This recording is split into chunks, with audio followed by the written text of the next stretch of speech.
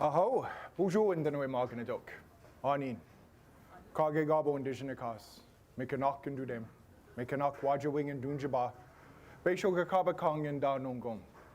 And get ye me gwech wendem jayayan o oma. Get ye name beni zibing. Apiji go me gwech be jayeg. Apiji go me gwech bizindawieg. And what I began with was a traditional Ojibwe protocol greeting. I said, hello all of my relatives. My name is Kage Gabo. I'm also James Vukelich. I'm Turtle Clan. I'm a member of the Turtle Mountain Band of Chippewa. It's a small reservation in North Dakota, about 30 miles south of the border from Canada in Manitoba. I live in Gakabakong, the place of the falls, Minneapolis, Minnesota. And I am so happy to be here in Marquette and Gitchinamebani Zibing. And I wanted to thank you all for coming out tonight. And I wanted to thank you all for listening. I have to tell you, I'm personally floored to see the audience tonight, and I'm in Gitchimigwechawendam. I'm incredibly grateful that you've taken a few moments out of your life to come here and to talk about this concept that shows up internationally in Anishinaabe King, in Indian country, this concept of 7 generations. Now, many of you have probably heard that term before, 7 generations. And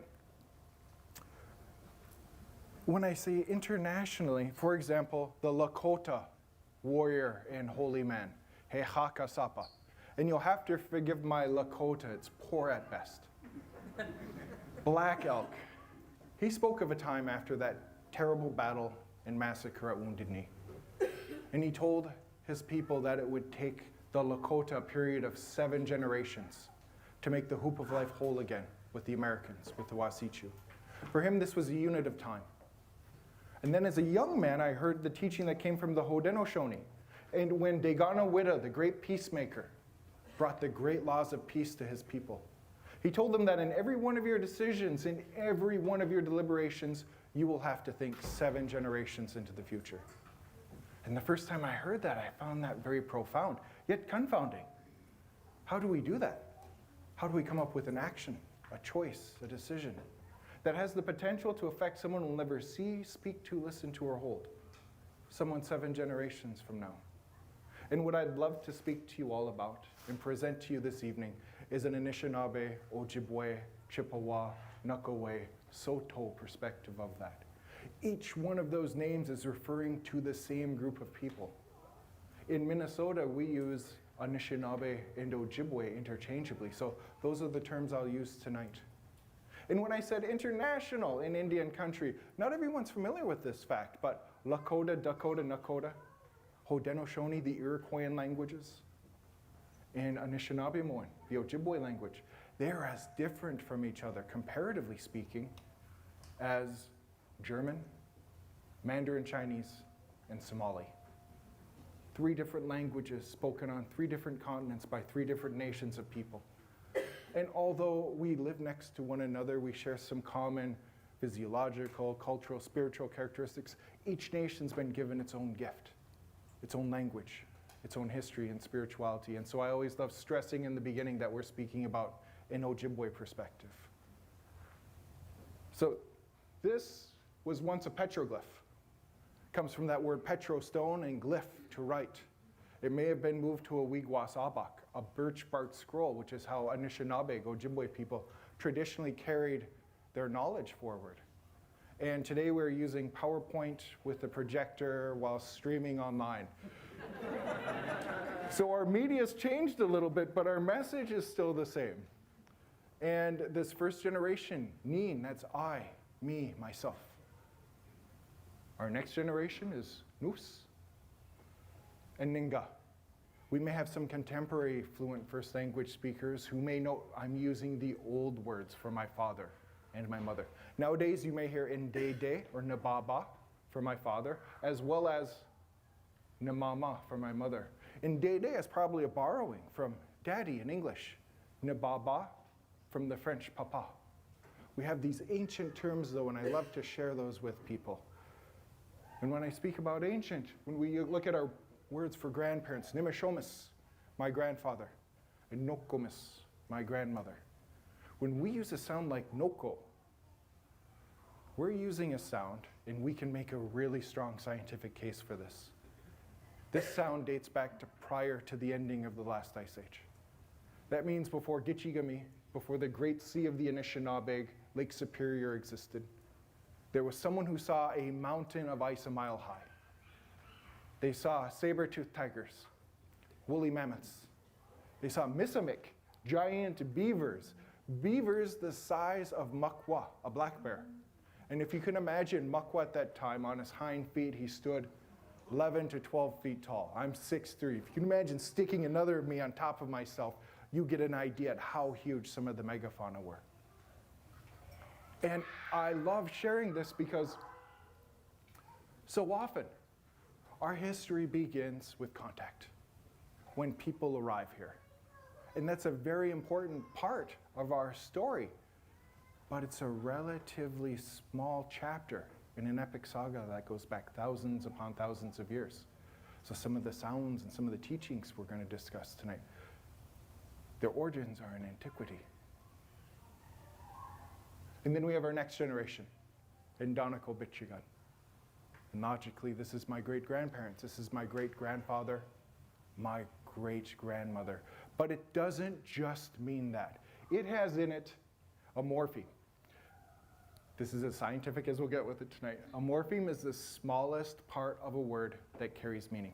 And there was a period in my life where I was absolutely fascinated by morphemes. And if you don't mind, maybe I'll take a few moments and introduce myself a little more in depth. Kagegabo Indigenous. My Ojibwe name is Kagegabo. That means he who stands eternally. I'm also James Vukelich.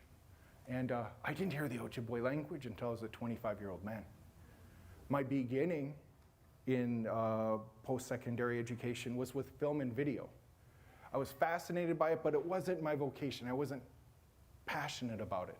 And I've never really been successful at something I'm not passionate about. And so I used some of those teachings years later, though, decades later, when I started making small films of myself using the Ojibwe language that I would post online, and that would ultimately be viewed literally millions of times all over the world, to my great surprise. So that paid off years later. But at that time, I wasn't passionate about it. I had discovered English literature, and then I discovered the French language and French literature. And I decided that the quickest way to learn the French language was complete immersion. So I packed up, I moved to Quebec, where I studied French immersion for a complete year at the University de Quebec at Trois-Rivières. They would let us smoke in the University of French. And I got to learn what complete immersion was.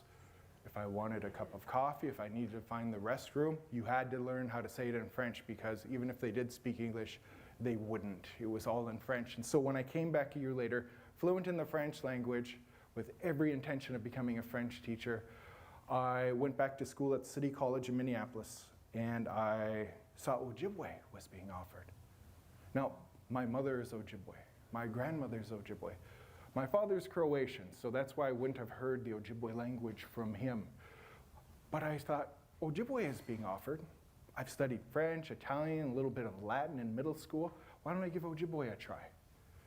So I took the course, I qualified for grants and loans. I went to the bookstore, picked up Portage Lake by Noah Kamagukwe-Bun, the late Maud Keg. Opened up the book and saw this word and asked myself, who uses a word this long? How will I ever figure out how to pronounce this or even what it means? And by the end of the semester, I had learned Ishkwa Manomanakewat after they had finished harvesting wild rice. But for the first time in my life, I had heard the most fascinating story about myself I'd never been told. And despite having moved to another country to learn another language, I went all in Ojibwe. I had a chance at this time in my life to learn from fluent first language speakers, from elders, from hereditary chiefs, from medicine people, as well as with the world's leading linguistic expert in the language. So when I graduated from University of Minnesota, I had a chance to teach there. And then I went back to school in linguistics. It's a scientific study of language. And I was very fortunate in the linguistics department. My job was editing sound files that show up on the Ojibwe People's Dictionary. Maybe, I hope you won't mind, a quick show of hands. Do you guys know the online Ojibwe Dictionary? Yeah. If you hear Misquanaquadoban, that was me sitting and listening to his voice for hundreds of hours, editing out those clips. So if you press the button, you can hear his voice. And so my approach, you guys are very kind. It is a landmark in Indigenous lexicography. It's an iceberg too vast to be seen. It's still growing. And so to even have made a small contribution to that, it was huge for me because I had a chance to begin learning about these morphemes, these small parts of words. And I noticed that they would show up in patterns. Now, I didn't grow up with the language.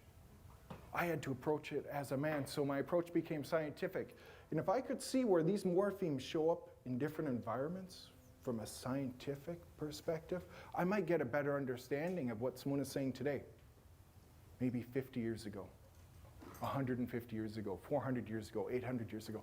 Literally, in some of those relative terms, thousands of years ago. So here's some examples. I've had a chance to do the first one a couple of times tonight, Anakinutage. It's to translate, it's to interpret. It's to say a word in one language and then repeat that in the target language of your audience. Anake Ogamakwe. It's a vice president. It's a vice chief. It's a lieutenant governor. It's someone who fulfills the role of the leader. The current leader can no longer do so. So you guys probably note this kwe suffix means I'm speaking about a woman. This could be a reference to Vice President Harris or Lieutenant Governor Peggy Flanagan, who's the first Anishinaabe, the first Indigenous woman to hold that political position in our state's history, in Minnesota's history. Anekegama, there's a number of these, where I grew up in north central Minnesota, chains of lakes, bodies of water that are interconnected by bays, brooks, streams, rivers. And then Anakobadun. I know we must have some people in here who sew, who quilt, who do beadwork. When you've run out of thread and you tie another piece of thread to it, you've interconnected them, you've interlinked them. So when I asked a fluent first language speaker, a hereditary chief, what that meant to him, Anik, you know, he was really dragging it out, he was stroking his chin, thinking about it, and he said it's a lot like a bike chain. For him, Anik was in sequence. Anik was to be interconnected. From his perspective, this would be my great-grandparents, my grandparents, my parents, and myself. So if you look this word up in the dictionary, you'll see a number of different translations. One would be my great-grandparents. Another would be my ancestor, that person who saw the mountain of ice, who saw saber-toothed tigers and woolly mammoths, giant bears. I can call him or her in Danakobitchigan. But if we were to interpret it, scientifically interpret this word, spiritually interpret it, rather than translate it, it would mean that being I'm inextricably interconnected to, that being I'm inextricably linked to. And it also means my great-grandchild. We use the same term for each other. This is a picture of my grandmother holding my son. They would call each other in Danakobitchigan. I'm inextricably connected to you. I'm inextricably linked to you. And whatever is going to affect me will affect you, and vice versa. Whatever affects you will affect me. So if we look at a petroglyph like this holistically, if it works going up, it should work going down. So Ni, that's I, me, myself. Ngosis, my son. And Donis, my daughter. Nujis, Nujisheog, my grandchildren. My grandson, my granddaughter. And then Indanakobitchigan, my great-grandchild. And they call me Indanakobitchigan. So if you look at that word logically, Indanakobitchigan, it implies in it 7 generations. 7 generations that are punctuated past, present, and future by this concept of I'm inextricably interconnected to you. I'm inextricably linked to you. And whatever is going to affect me will affect you. Whatever affects you will affect me. That idea of sequence, that idea of interconnection, it brought up a number of teachings that take place both scientifically and spiritually, all over the world. One of the spiritual teachings that came to mind immediately was a word many of you probably recognize, karma. It's an ancient Sanskrit word. Sometimes we mistake it for the law of cause and effect. when you look at the root in Sanskrit, it has an ikri, which is your actions, your deeds. So you can have good karma. You've acted with kindness, with benevolence, altruistically. And that's what's going to come back to you. Or maybe you've been mischievous, mean, or malevolent. You have bad karma coming your way. This is a spiritual concept that shows up in so many Eastern Asian spiritual traditions. In the Middle East, particularly the New Testament, this will become, you will reap what you sow. Whatever seed you put in the ground, that is the plant you should expect to grow. Jesus is probably more explicit about this when he states, if you take up the sword, you'll die by that sword. Your actions will have a reaction. We recognize that as the law of physics. Your actions will have an equal reaction. And I have to tell you, the first time I saw a double helix, after learning what that word meant in Donakovichian, to be interconnected, to be interlinked, I saw links in a chain. It made me ask myself, what am I passing down to my great-grandchildren?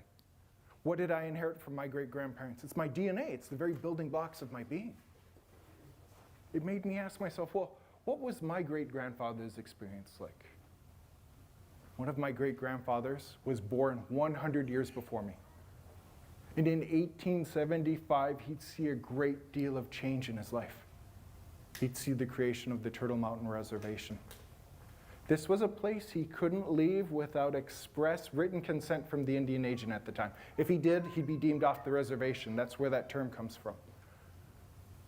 That meant he could be engaged by the United States military. He could be arrested or even killed. So he'd lost his liberty. Earlier, Ingi Nukwezige, and we Ingi Nukwezige men, O'oma, we smudged here.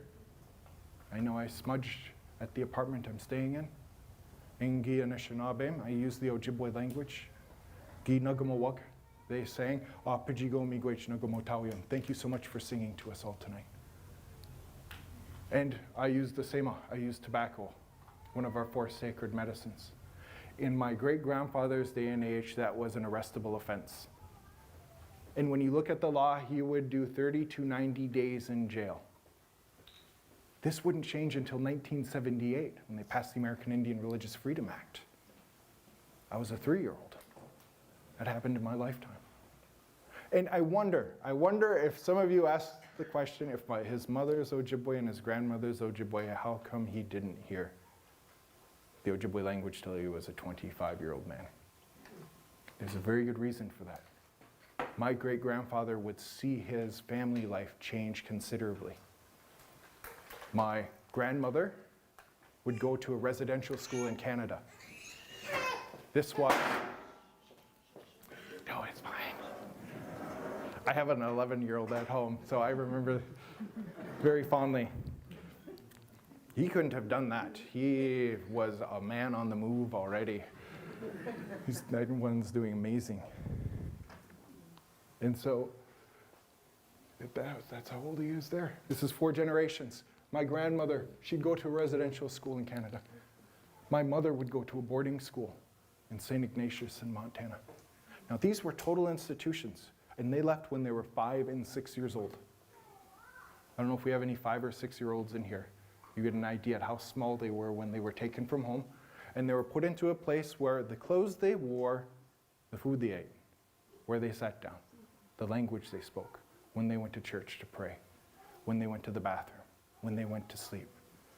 Everything was determined for them by the institution. It's a total institution. It's a sociological term. All of us know of 2 perfect examples of total institutions. One would be the military, the other prison. And so they had no exposure at all to language, culture, history, or spirituality when they were growing up. And this is a story you will hear all over Indigenous country. In fact, in every Indigenous person you will meet here in Mikanako, Minising, and Turtle Island will be affected by this. They will have a relative who has gone through the boarding school experience or the residential school experience. Now, when I first began learning, all of my Ojibwe teachers were residential or boarding school survivors. All of them. All of them went to school.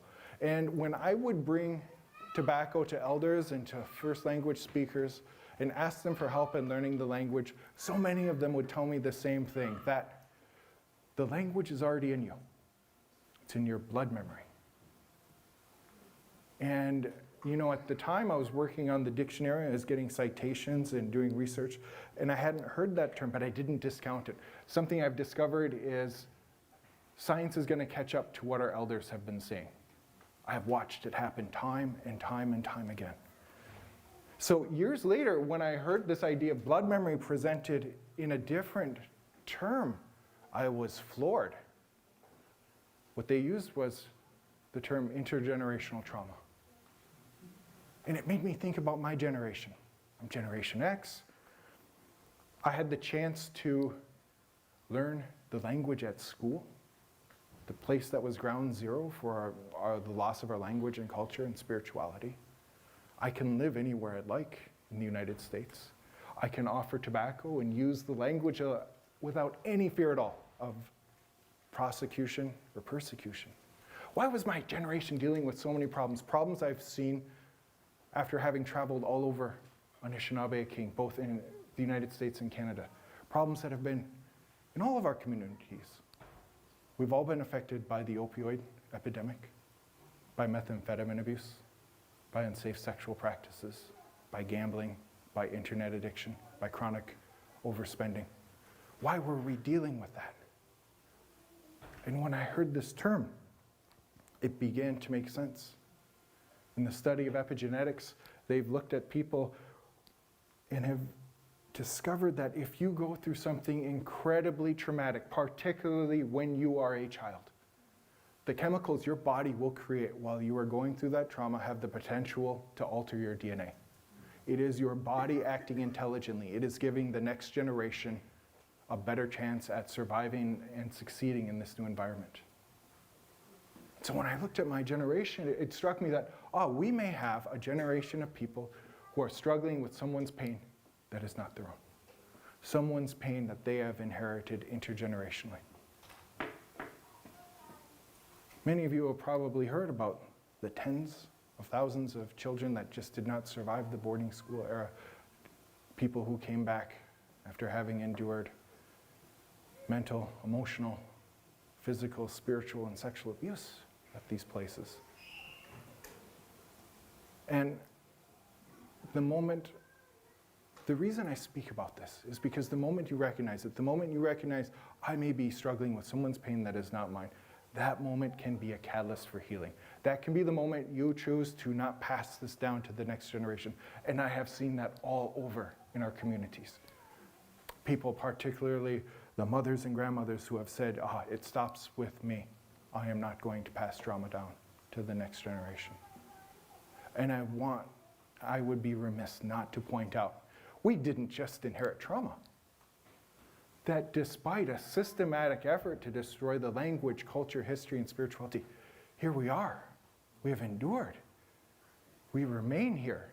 That I've had an opportunity to speak in this amazing community center at the courtesy of the Sault tribe, that we're able to use some of these words that are literally thousands of years old, that we're able to hear the songs that our ancestors have played, that we're able to smell and be around the medicines that they use. It shows me we also inherited strength, courage, fortitude, resilience, strength of heart. And that's what I want to pass down to the generations who are coming. So the moment this began to make sense, this was very exciting for me. Like many of you in here, I had heard of 7 generations, but I don't know if I really understood. I recall going into a classroom that was taught by an elder, and as I walked in, he nudged me and asked, hey, do you understand this concept of 7 generations? I'm like, I've heard of it. Yeah, I think I get it. He's like, it's very simple. It's all in the language. And it was very clever, because often when I would be asked, how do you translate 7 generations into Ojibwe? It's almost too clumsy of a question. They answer it with one relative term.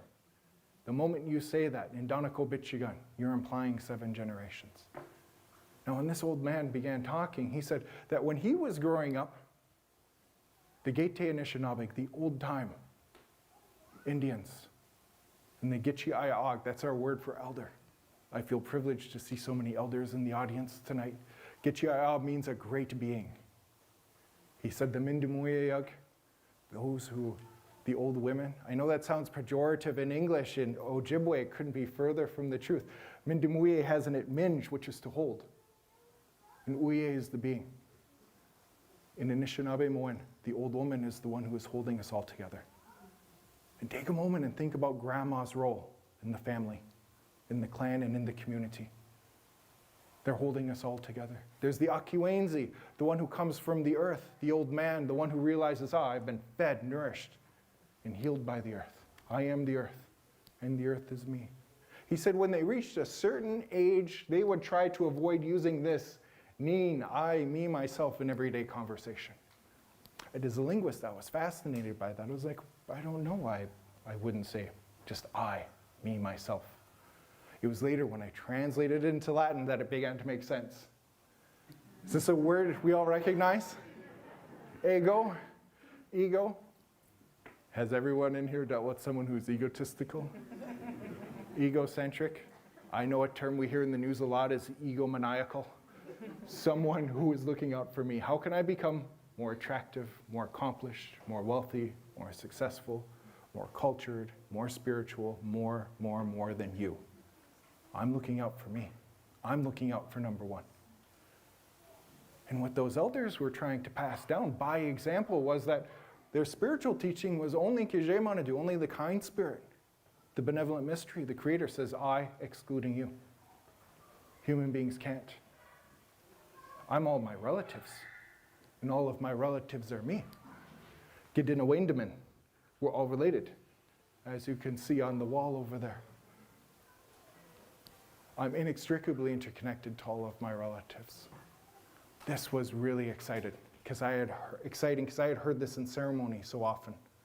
I had heard this going to different classes. I understood 7 generations when we're all related, and that was replaced very quickly by this concept of responsibility.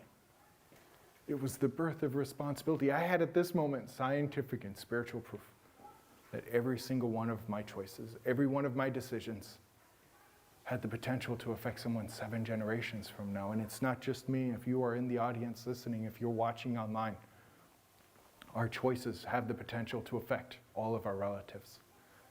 My question was no longer why. Why am I here?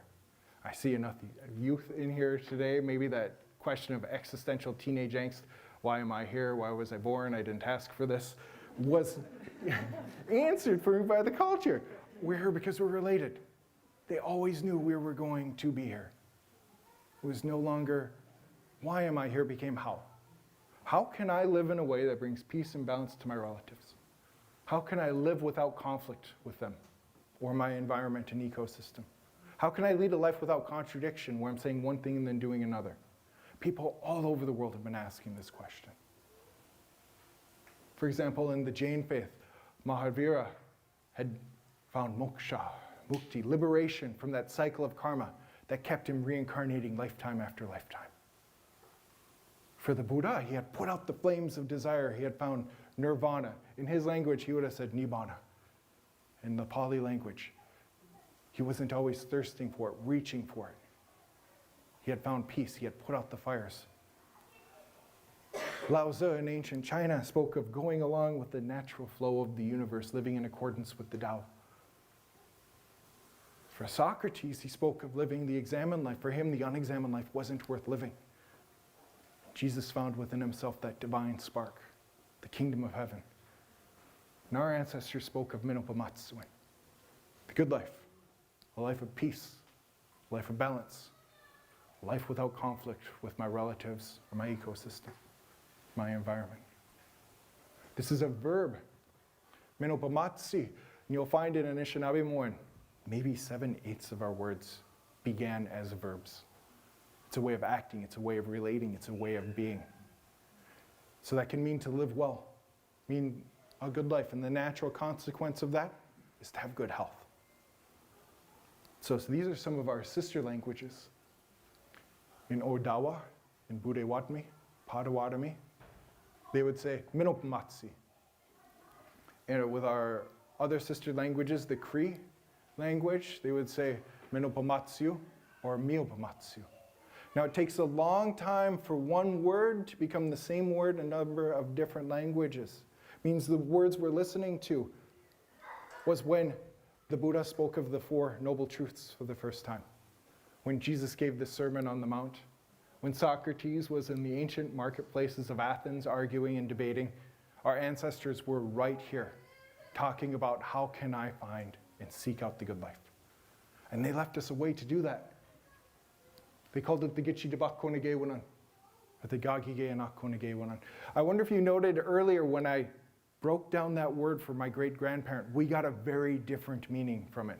It wasn't just great-grandparent, nor ancestor, nor great-grandchild. It was one I was inextricably interconnected to. When we look at this word, it has Gichi, which is great. Very much like the Gichi Gami, the greatest, the largest, the most. Dib, it's to talk about, it's to measure. Akkon is with a wood-like article in the hand. Now, the wood-like article that they're speaking about, it's the okich. It's the pipe stem. Maybe one of our most sacred gifts, the opagan. A ritualistic relative to give thanks, to pray, to make offerings, to ask for help, as well as to make even relationships with different nations and to adopt. That means what we're about to discuss, the Gichi Debak Konegewan, something that's been meditated upon and mediated with the four sacred medicines, the Weengushk, the sweetgrass, the Mushkode Washk or Bushkode Jibik, the sage, the Gijik, the cedar, and of course the Sema, tobacco, leading the way. So if I were to interpret this, this would be the great law. This would be the sacred law. And we also call these the seven grandfather teachings. And the first one we'll talk about is Deboywan, truth. Now the first etymology I heard came from the late Marlene Staley from Gazagasquatchamaycog, the place of many leeches, Leech Lake, Minnesota.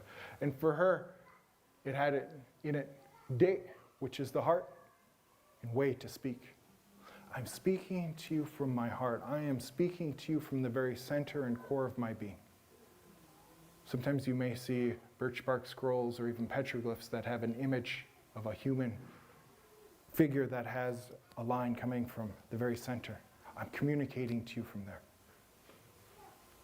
And a verb. This is something he or she does. It's a way of being. It's a way of relating. So I thought that was a very beautiful way of describing truth. I'm speaking to you from my heart, the center of myself. Another I heard came from the late Basil Johnson. He was an Anishinaabe linguist from Ontario.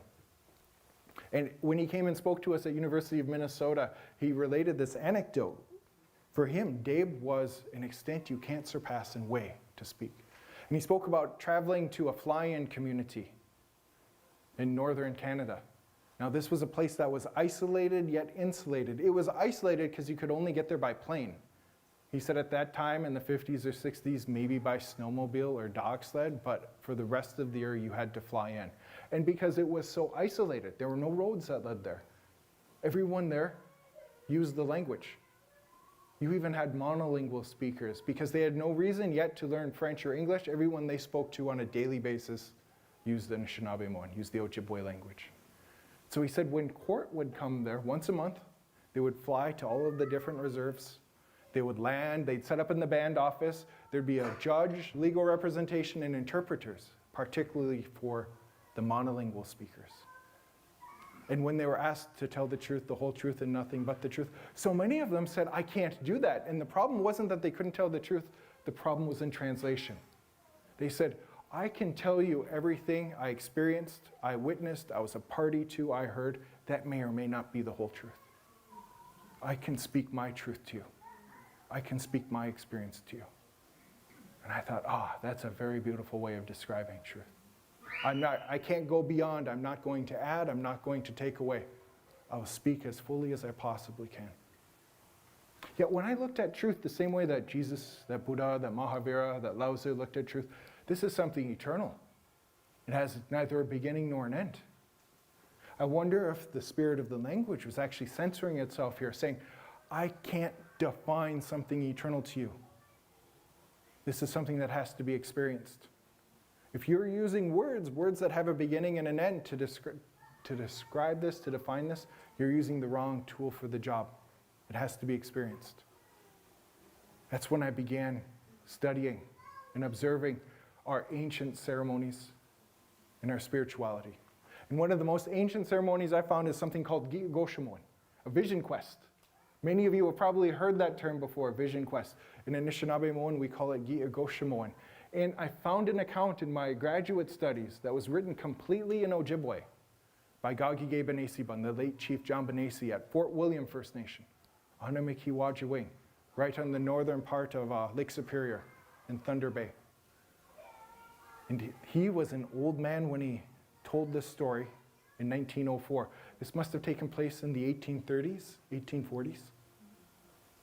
And he recalled being woken up one morning by his father in a lodge. They lived in a Waginogan, a birch bark lodge. He used that old word from my father, noose. Noose woke me up. And this little boy looked and he saw that his dad was holding two things. One was a birch bark dish that had mijim in it. Some of the delicious food that we even had tonight. Manoman, wild rice, minan, berries, wias, venison. And in the other hand, he was holding a kakanje, charcoal. The boy is being presented a choice here. And there's an incredibly important spiritual teaching taking place here. He knows that no one can make you do this ceremony, and no one can do this ceremony for you. For me, this is always Morpheus and Neo in the Matrix. He has to choose the red pill or the blue pill. And all he's promising him is the truth. And the boy chooses the charcoal because he knows Grandma and Grandpa can't do this for me. My cousins can't do this for me. And they can't make me. If I choose breakfast, I'll be fed. But he knew what that meant. And the old man picked up the charred piece of wood and marked his face with it several times, makadeke, to blacken the face. And for the next 4 days and 3 nights, he went without food, he went without water, in isolation on Anamikiwajawing, on Thunderbird Mountain. Now, I don't know if you guys have ever had to fast for either medical or spiritual reasons. I think everything past day 1 without water gets uncomfortable. I promised myself to drink water if I ever had the opportunity. When you go without, every drop is invaluable.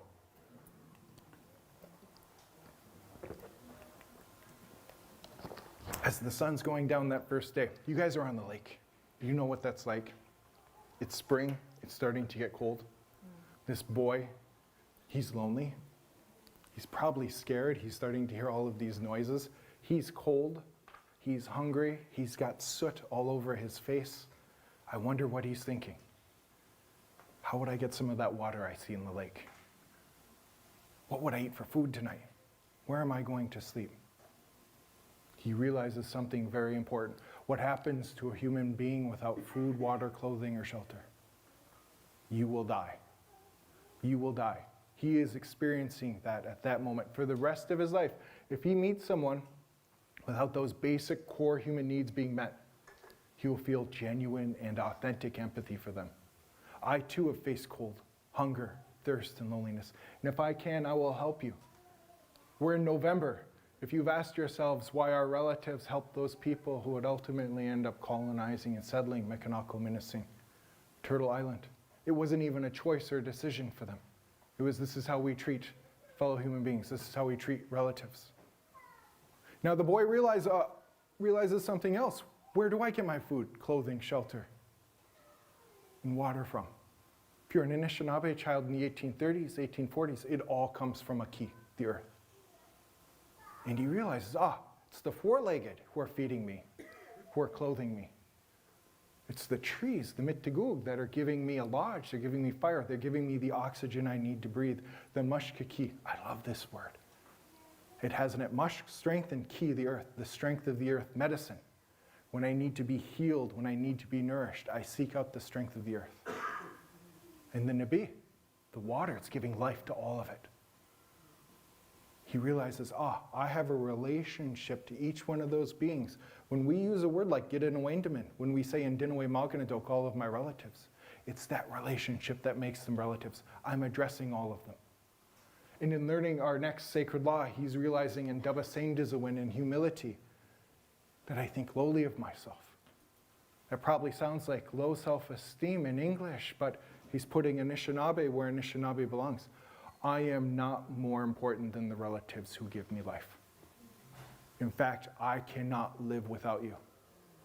You may do just fine without me, but I as a human being cannot survive without you. I think lowly of myself.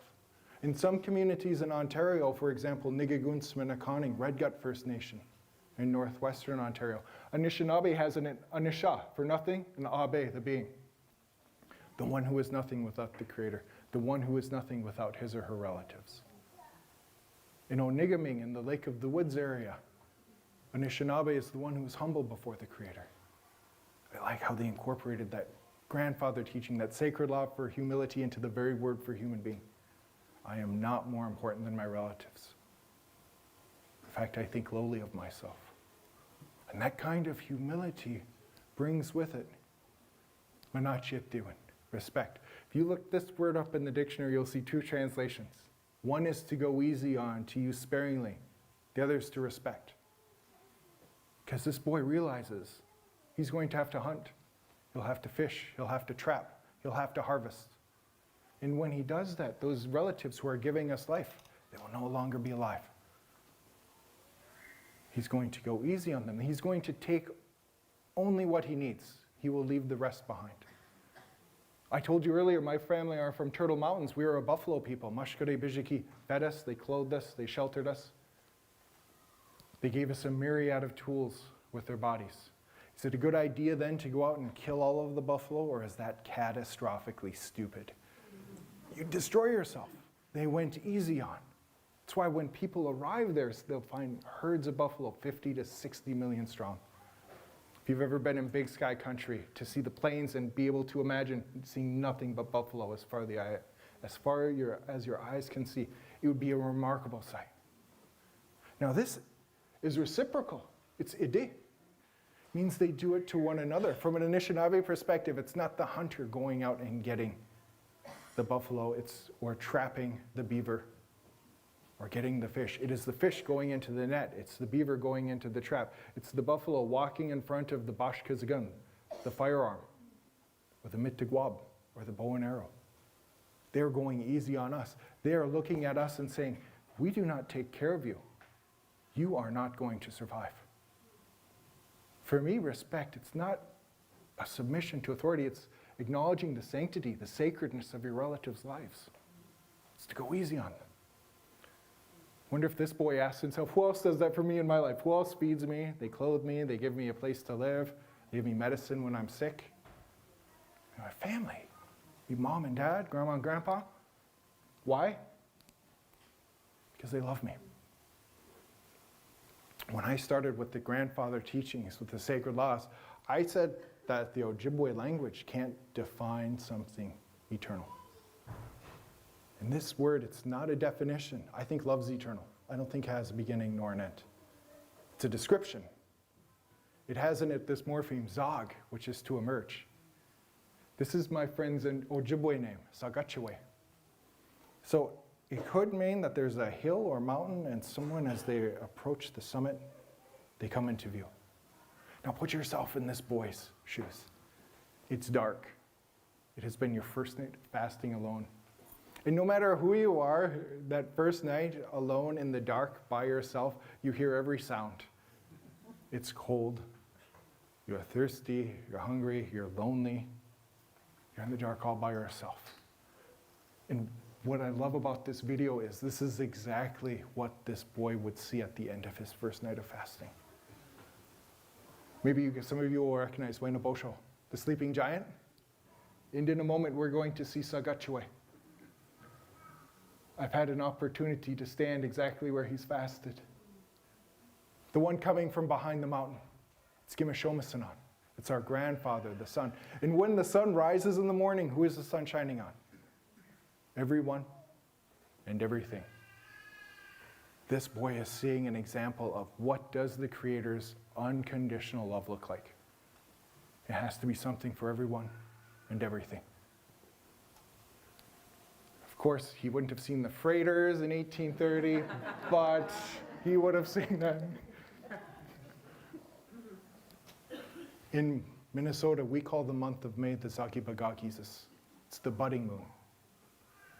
And as the days get longer, becomes warmer, the sun's out, Gianamikika, the thunderbirds fly overhead. And you'll note that the corn, this is mandamin, the wonder seed. It's been planted. And all of a sudden, deep within this kernel, life emerges. Now, when this corn comes to fruition, it will feed a thief or a teacher, a saint or a sinner. Even the mashkiki, even the strength of the earth, the medicine is showing us, how can I live with unconditional love? And this boy is learning it by example.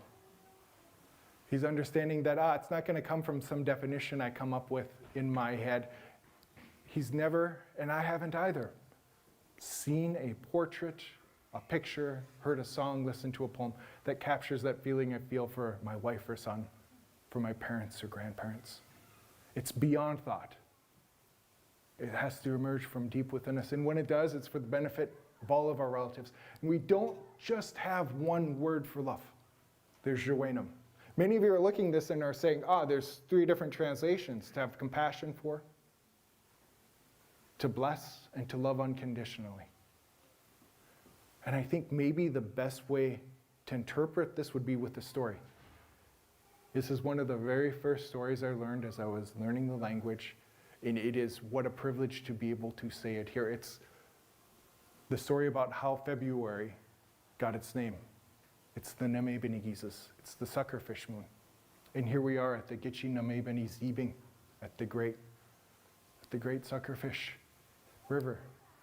Now, it was February. It had been a proper cold winter, began with a polar vortex. The word for that in Ojibwe is kakapaganiakwidin, bone-cracking cold.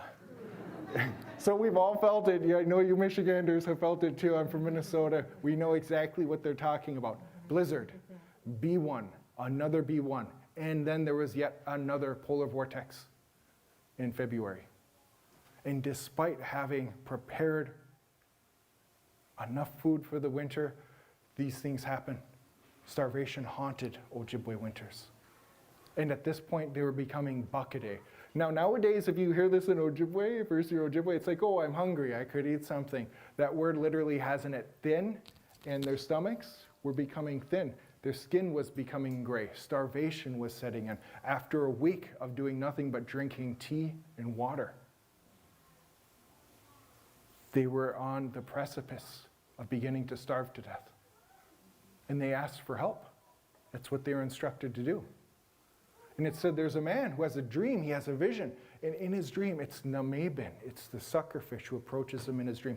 And he tells him, if you Anishinaabeg, if you human beings set your nets underneath the ice, we'll swim into them. We must have fishermen in here who know that when it gets that cold, most fish will go to the bottom of lakes and rivers. But the bottom dwellers, they'll go towards the ice. And it was Nameben, it was the suckerfish, who looked at human beings with compassion and pity, who saw us starving to death and said, if we do not help you, you will die. It's not maybe, you will.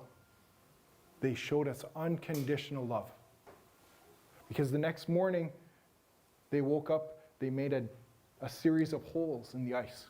They were able to feed their nets underneath them. And then the suckerfish swam into them, showing us unconditional love. They gave us their bodies. They blessed us with life. Human beings who had nothing to give these amazing fish who had rescued us, who had saved us from imminent and certain death, said, we have nothing. We have nothing to give you. All we can do is acknowledge your great gift to us and ensure that our ancestors will never forget the great gift you have given us. We will call February from now on the Namebenigizis, the suckerfish moon. So that whenever they say that, whenever they discuss that moon, in February, they will always remember the great gift you've given us. And for me, that's Miuapi and you and Anishinaabe Namaben. That's when the suckerfish showed great compassion, unconditional love, and blessed us with life. You'll hear this at the end of ceremony. Shawena Mishanam, Shawena Mishanam, Shawena Mishanam, Shawena Mishanam. And this really means to please bless, please have compassion for, and please love all of us. And it's inclusive. This is a perfect perspective of Indigenous spirituality. If I am all of my relatives and all of my relatives are me, I will ask for you the very same thing I would ask for myself. If I truly believe in this, if I truly want this. And what would they ask for at the end of ceremony but love, but compassion, and blessings for all of us? And I've made it a point that after the pandemic, after so many of us have lost people dear to us, that if you want to say this to someone in the Ojibwe language, you can always say Gizagi'in or Gizhawenaman. When I have the privilege of dropping my son off at school, we always say, we don't have a word for goodbye in Ojibwe. It's Gigawabaman. I'll see you later, Gizhawenaman. And for a year and a half, 2 years, my son used to be kind of embarrassed by that because he'd open up the door to walk to class and I'd be like, Gigawabaman, Gizhawenaman. And he's like, Dad, you have to say that before I open up the door. You're embarrassing me. And then this is the most heartwarming part. 1 year later, he's like walking and then yelling out, Gigawabaman, Gizhawenaman. It's like, I want people to hear me using the language. Dad, well, I'm going to say it loud and I'll talk to you. I'll see you later. And a pleasant reminder that if you are all of your relatives and all of your relatives are you, you deserve the same love you give to your relatives. Saki Dezo is to love oneself in a way that's not self-centered or egocentric. It's a way of showing yourself as a relative that love that you deserve as well. And that kind of love will change the very center and the core of your being. Zungde'e, it's our Ojibwe word, our grandfather teaching of courage, of bravery. I love the translation of courage for this. It has in it core, which is the heart.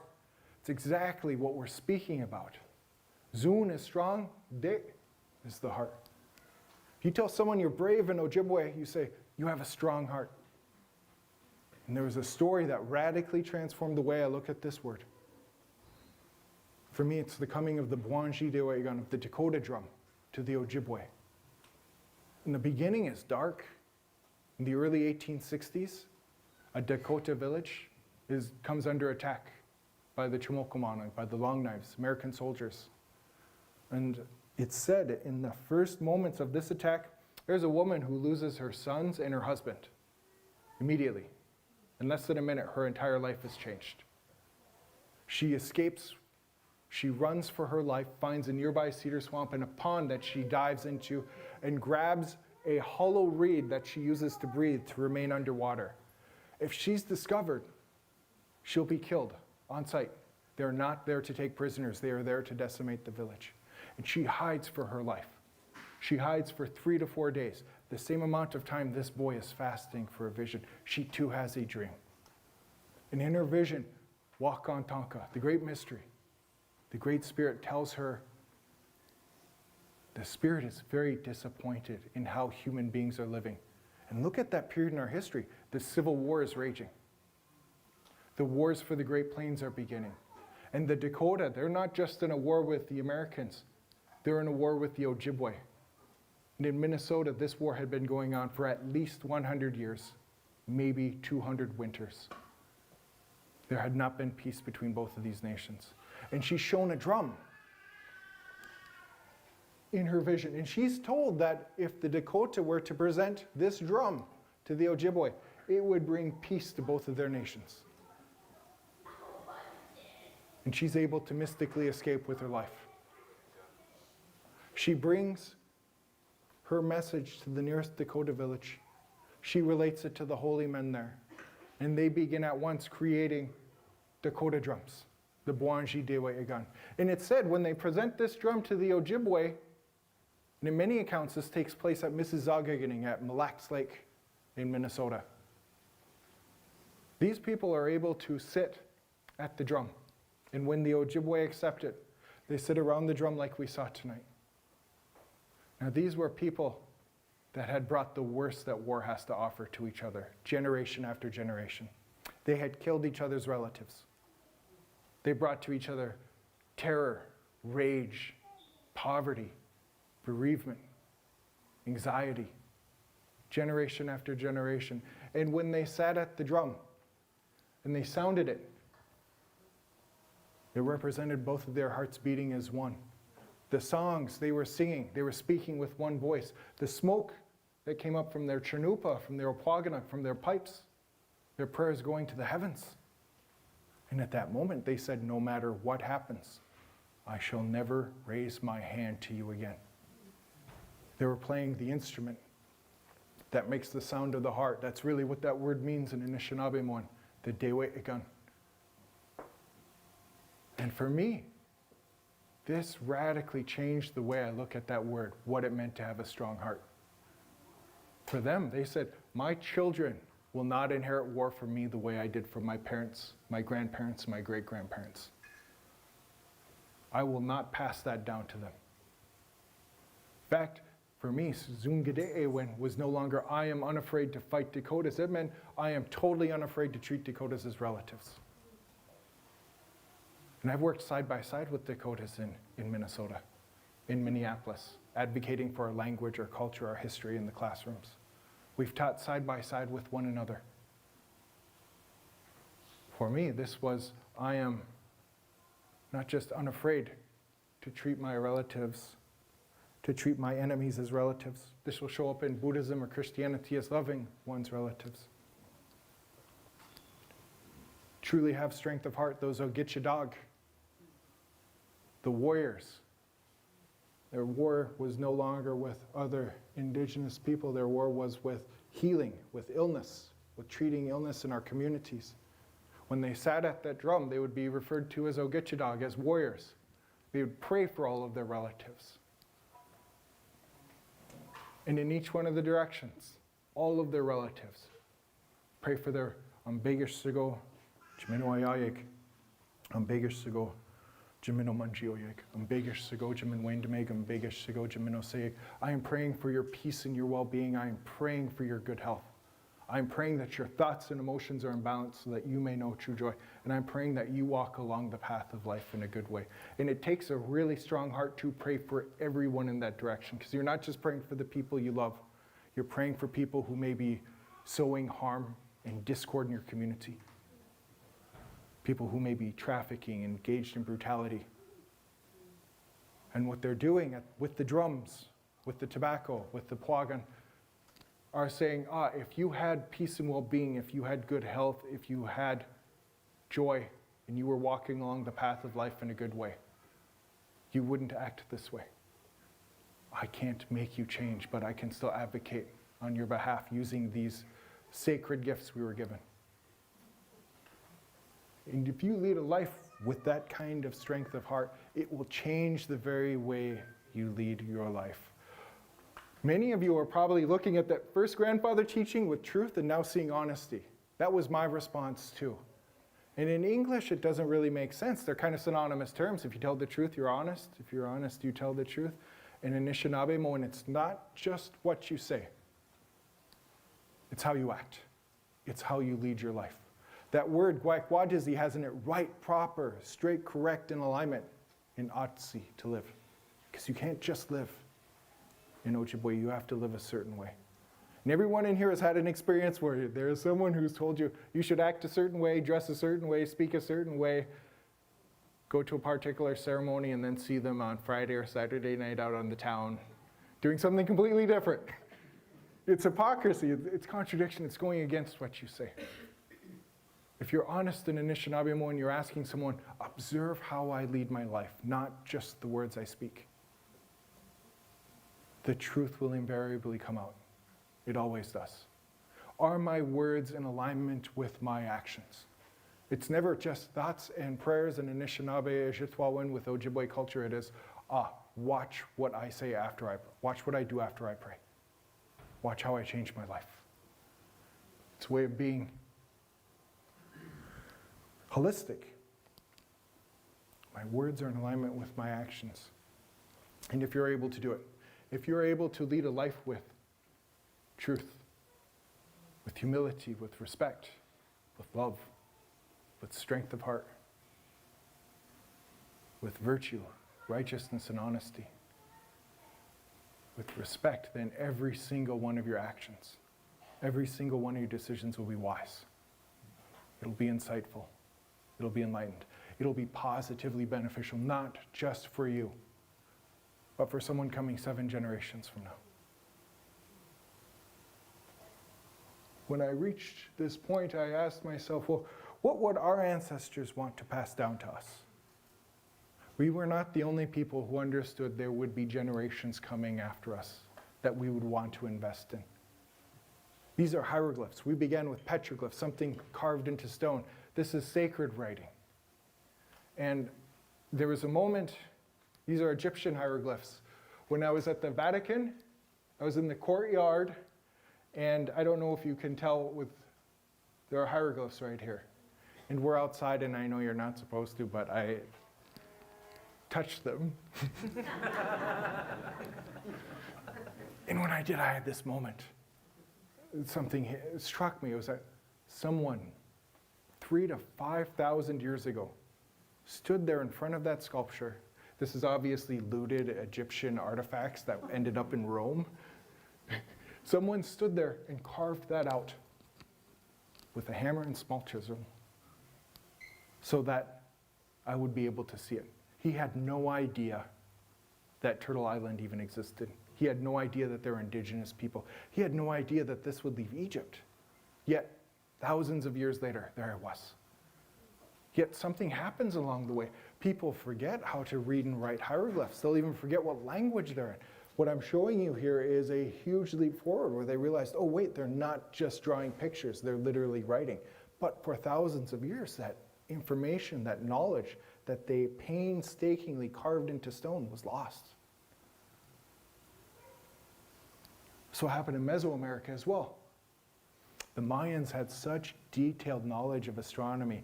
They were able to predict exactly, precisely where planets and stars would be, and then build pyramids in perfect alignment with that. And then they wrote it down. Yet, in one of the most brutal legacies of colonization, their scribes will be assassinated. Their books will be burned, and centuries later, they'll get dogged so bad they don't even get credit for the pyramids that aliens came down and built them.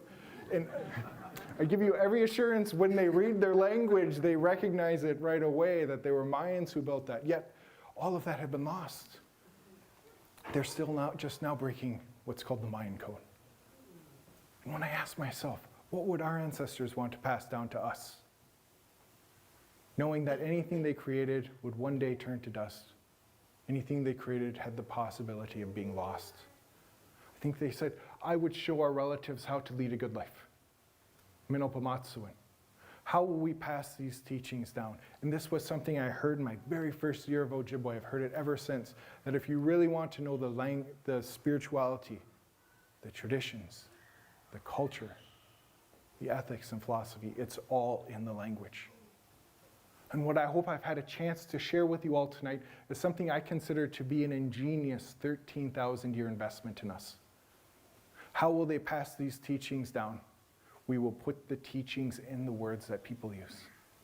When we look at these morphemes, when we look at these small word parts, for me, when I began paying attention to them, listening to them, figuring out what they really meant, it was almost as if I could hear my ancestors whispering to me, saying, we too went through this. We too asked ourselves, what does it mean to be strong of heart? What does it mean to truly love? What does it mean to be humble and virtuous? And I'll give this to you. We went through this experience, and I'll give it to you. What an ingenious place to put the teachings. Why? Because we speak as human beings. We've scientifically proven this. We speak for the same reason we can touch, hear, taste, or smell. We are hardwired as humans to do it, to speak. What I don't think they could have predicted, like the Mayans, like the ancient Egyptians, was a time when we didn't use the language. No one could have predicted something like the boarding school or the residential school era, a time when even using the language was illegal. So we find ourselves at a crossroads.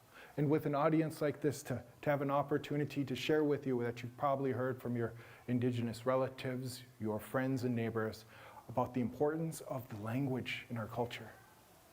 And we find ourselves at a crossroads where we really need to genuinely invest in the language, not just monetarily, but also with our talent, with our skill and our affection, to make sure that someone 7 generations has that same opportunity to hear some of the teachings we've gone over tonight. I've had a chance to go over just a handful of words, yet we see the depth, the investment that was put into these so that we would be able to share them with one another tonight. And when we reach this point, how we want to act towards our relatives, we realize that, no one can do it for us. No one can make us do it. We choose that good life.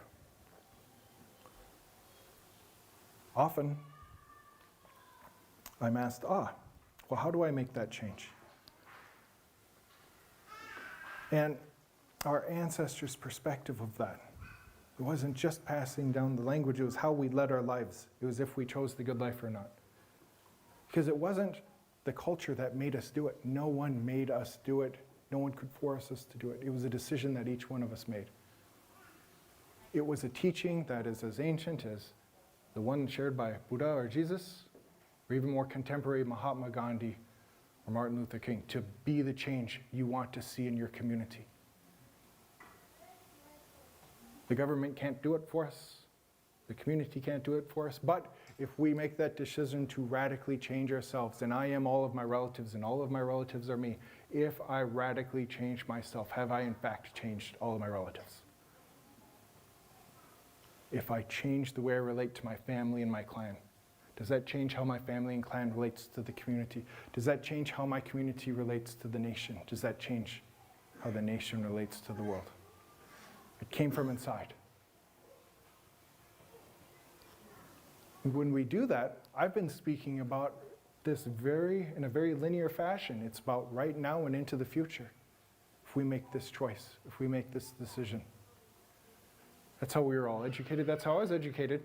However, I would like to end with this proposition that if we are inextricably interconnected, if we are linked to our relatives, the ones who haven't arrived yet, and the ones who are no longer here, if I radically change myself, do I have the potential to heal the people who are no longer with us? There was an entire generation of people who went through the worst that colonization has to offer. They lost their liberty, they lost their families, they lost their culture, their language. Many of them dealt with this in a way that wasn't just unhealthy, it was self-destructive. Yet, we are still living their stories. We still have that opportunity to change them, although they may no longer be here with us. If we heal ourselves, we heal those who brought us here. And when I'm asked that, how do I do that? How do I live in a way that will change the world, that'll change my family, my community? I tell people to seek out a life with Dave Boylan, where you speak from the heart, where you seek out truth. With Dabasain Dizwin, where you don't exalt yourself above your relatives. I am all of my relatives. I am humble. With Manaji Atiwan, with respect. Respect for one another, to acknowledge the sanctity in each other's lives, with that compassionate, unconditional love that emerges out of all of us. With Zungide Ewan, with strength of heart, with courage to make those decisions that we all need to make along the path of life. With Gwaikwadizawin, where virtue, with righteousness, with honesty, where we lead a holistic life, where our words are in alignment with our actions. And if we do that, every single decision we make, every choice we make, be wise, it'll be insightful, it'll be intelligent, it'll be positively beneficial, not just for us, but for all of our relatives, past, present, and future. Something I love sharing with people is, if you would like to download this, I have it right here. It's a gift I give to anyone who's taken a few moments out of their day and life to listen to this talk. You can download this and print it. I have that hanging up in my house so that my son sees it every day. When he makes a decision that, how am I going to lead my life today? Can I lead it according to the 7 generations, 7 grandfather teachings? And a fitting and formal end to a talk like this would be Miigwech Bizindawig.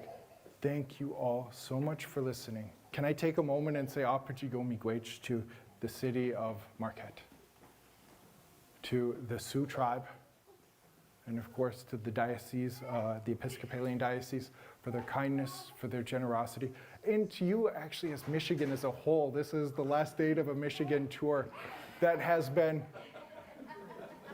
just absolutely wonderful. It is filled with joy and excitement. That's exactly how I feel. I think I've had just the most wonderful time with you all. And I genuinely mean it when I say, Apajigo Miigwech. Thank you so much. And we don't have a word for goodbye. It's always Gigawabman. I will see you all later. Miigwech. Miigwech.